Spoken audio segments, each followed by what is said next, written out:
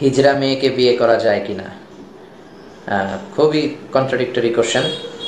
বিয়ে হয় আসলে ছেলের সাথে মেয়ের, মেয়ের সাথে ছেলের, মেয়ে মেয়ে বিয়ে জায়েজ নাই, এটাকে লেসবিয়ান বলে, গে ম্যারেজ আর কি। আর ছেলে ছেলে বিয়ে জায়েজ নাই, যেটাকে গে বলে, হ্যাঁ, হোমোসেক্সুয়ালিটি।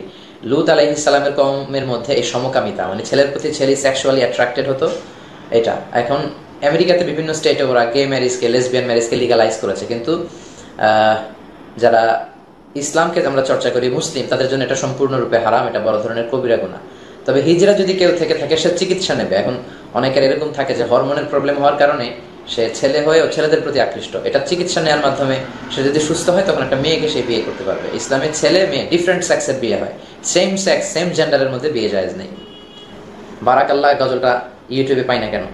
বারাকাল্লাহ গজলটা আমি পার্সোনালি আপলোড তো আমি দেই না, লোকজন দেয়। তবে আমি দেখেছি কে যেন আমার কোনো একটা মাহফিলের মধ্যে মেহের সাইনের বারাকাল্লাহ গানটা গাওয়া হয়েছে, সেখান থেকে কেটে কেউ দিয়ে দিয়েছে আর কি ইউটিউবে। আপনি ইউটিউবে আমার নামে যত ভিডিও পান, এগুলো যদি একটা একটা করে দেখেন, আপনি সেটাও পেয়ে যাবেন। আচ্ছা, বারাকাল্লাহ গানও একটু করে আপনাদের সাথে শেয়ার করবো ইনশাআল্লাহ। হিন্দু মেয়েকে বিয়ে করা যায় কিনা প্রশ্ন করেছেন। আচ্ছা, না, হিন্দু মেয়েকে বিয়ে করা যায় না। মুসলমান বিয়ে করবে শুধু মুসলমানকে, আর বিয়ে করতে পারবে ইহুদি কিংবা খ্রিস্টান মেয়েকে। কোনো মুসলিম ছেলে ইহুদি মেয়ে বা খ্রিস্টান মেয়েকে বিয়ে করতে পারবে এই শর্তে, যদি বিয়ের পরে আস্তে আস্তে তাকে হয়তো ইসলামের সৌন্দর্যের দিকে আকৃষ্ট করে নিয়ে আসা যাবে। আর শিরকের দিকে যদি ওই মেয়ে ধাবিত না থাকে, তাহলে নেওয়া যাবে। কিন্তু এমন যদি হয় যে বিয়ের পরে আপনি খ্রিস্টান হয়ে যাচ্ছেন, আপনি ইহুদি হয়ে যাচ্ছেন, তাহলে বিয়ে করা যাবে না। আর কোনো মুসলিম মেয়েকে ইহুদি খ্রিস্টানের দিকে, ইহুদি খ্রিস্টান কোনো ছেলের কাছে বিয়ে দেওয়া যাবে না। শুধু মুসলিম ছেলে ইহুদি খ্রিস্টান মেয়েকে বিয়ে করতে পারবে, কারণ তারা আহলি কিতাব। মুসলমান ছেলেদের সাথে আহলি কিতাব মেয়েদের বিয়ে জায়েজ। তাছাড়া হিন্দু, বৌদ্ধ, এই জাতীয় কোনো ধর্মের নারীদের সাথে কোনো মুসলিম ছেলে বা মেয়ের এটা বিয়ে বৈধ নয়। আশা করি আপনি উত্তর পেয়েছেন। আচ্ছা, ইসলামী সঙ্গীতের ব্যাপারে কিছু রিকোয়েস্ট চলে এসেছে, আমরা ছোট্ট একটা ইসলামী সঙ্গীত দিয়ে শুরু করি। সাইফুল্লাহ মানসুর ভাইয়ের একটি গান আমার কাছে খুব ভালো লাগে আর কি, সেটা আপনাদের সাথে শেয়ার করি। মিনারের সুর কি তুমি শোনো না, সুপথের ডাক কি তুমি বোঝো না। মিনারের সুর কি তুমি শোনো না, সুপথের ডাক কি তুমি বোঝো না। বাগানের ফুল কি তুমি দেখো না, নাজাতের পথ কি তুমি খোঁজো না। মিনারের সুর কি তুমি শোনো না। তুমি কি রাতের আকাশ দেখো নাই, তুমি কি ভোরের প্রকাশ দেখো নাই। তুমি কি রাতের আকাশ দেখো নাই, তুমি কি ভোরের প্রকাশ দেখো নাই। তুমি কি বৃষ্টি নামা দেখো নাই, তুমি কি বৃষ্টি নামা দেখো নাই। তুমি কি সত্য মিথ্যা বোঝো না। মিনারের সুর কি তুমি শোনো না, সুপথের ডাক কি তুমি বোঝো না। বাগানের ফুল কি তুমি দেখো না, নাজাতের পথ কি তুমি খোঁজো না। মিনারের সুর কি তুমি শোনো না।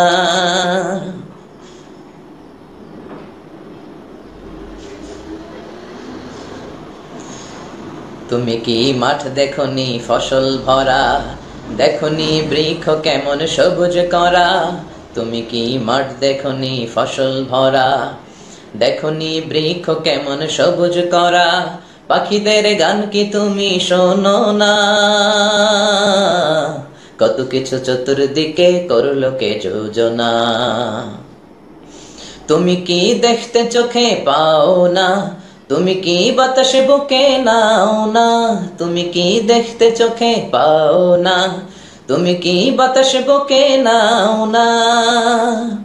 ভালোর বিজয় চাও কি তুমি, ভালোর বিজয় চাও কি তুমি, তবে কেন হকের পথে যোজো না।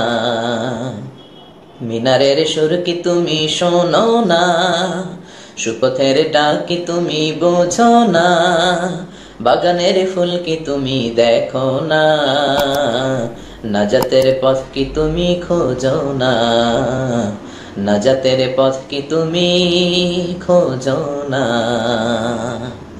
ধন্যবাদ সবাইকে। আসলে গানটাতে কনসেন্ট্রেট করা খুব কঠিন ছিল, কারণ গানও গাচ্ছিলাম আর আপনাদের কমেন্টও দেখছিলাম, তো মাঝে মাঝে ব্রেক হয়ে যাচ্ছিল। অনেকে লিখেছেন আমাকে আর আমার মামা শ্বশুর গোলাম পরোয়ার সাইদি আরাফাতকে খুব ভালো লাগছে। আসলে গোলাম পরোয়ার সাইদি আরাফাত আমার মামা শ্বশুর, আর আমার নানি শাশুড়ি গতকাল ওনার অপারেশন হয়েছে।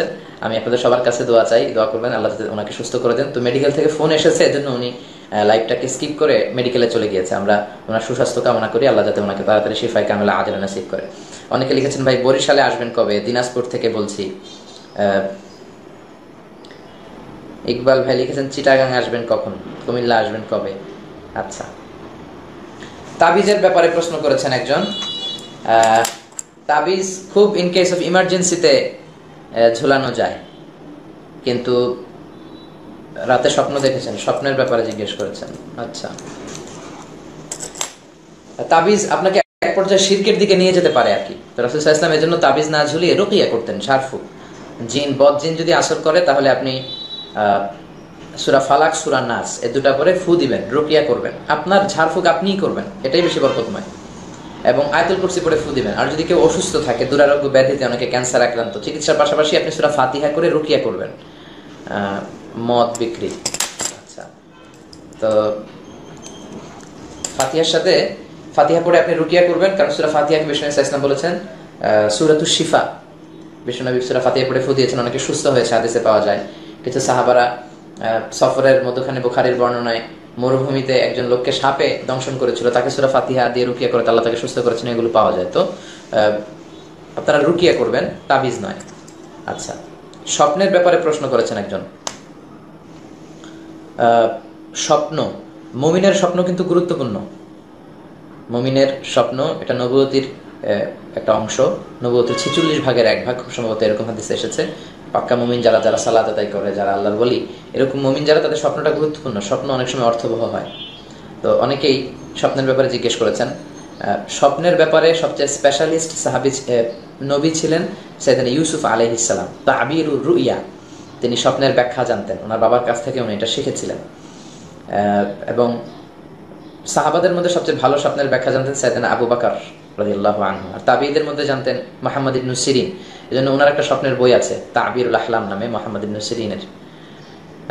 তো এটা মাজার সম্পর্কে জানতে চেয়েছে অনেকে, এজন্য স্বপ্নটা গুরুত্বপূর্ণ। স্বপ্ন দেখলেই সবার সাথে শেয়ার করবেন না। অনেকে যেটা করে, স্বপ্ন একটা দেখলে বন্ধুদের সাথে শেয়ার করে, ওয়াইফের সাথে, ভাইদের সাথে। না, এটা আপনি শেয়ার করবেন না। আমার আলোচনা বালাগাত ফাসাহাত ভালো লাগে, স্টাইল ভালো লাগে, অনেক শুকরিয়া। জি, বিতিরের সালাত কয় রাকাত জিজ্ঞেস করেছেন। বিতির, জি বলছিলাম স্বপ্নের ব্যাপারে রাসূল সাল্লাল্লাহু আলাইহি ওয়াসাল্লাম বলেছেন লা তাকুসুর রুইয়া ইল্লা আলা আলিমিন আও নাসিহ।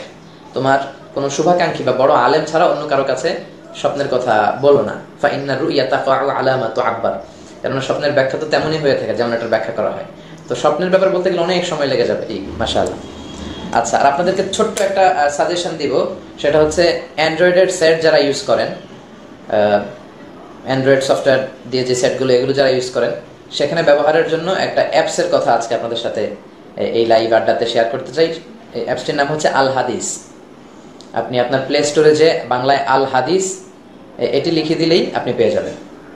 আল হাদিস যদি লিখে দেন তাহলেই আপনি এই অ্যাপসটি পেয়ে যাবেন। এই অ্যাপসটিতে আপনার আল কুতুবুস সিত্তা মানে সিহা সিত্তার সবগুলো হাদিস, তারপর আদাবুল মুফরাদ থেকে শুরু করে, তারগিব ও তারহিব থেকে শুরু করে অনেক চমৎকার চমৎকার মানে হাদিসের বঙ্গানুবাদ বাংলায়, খুব সুন্দর বাংলায় অনুবাদ করা হয়েছে। আপনারা এই অ্যাপস নিলে আপনাদের অবসর সময়, আপনারা যখন গাড়িতে করে কোথাও যাচ্ছেন বা ফ্রি টাইম, আপনাদের লেজার টাইম পিরিয়ড আপনারা পার করছেন, তখন যদি আপনারা যুক্ত হন, তখন যদি মানে এই অ্যাপটা খুলে আপনারা পড়তে শুরু করেন খুব সহজেই বাংলা ভাষায়, প্রতিদিন একটি করে হাদিস পড়লে দেখা যাবে যে মাসে 30টি হাদিস আপনি পড়ে ফেলতে পারছেন আর কি। জি, আরও কিছু কমেন্ট করি। জি, অ্যাপ স্টোর কি পাবো না?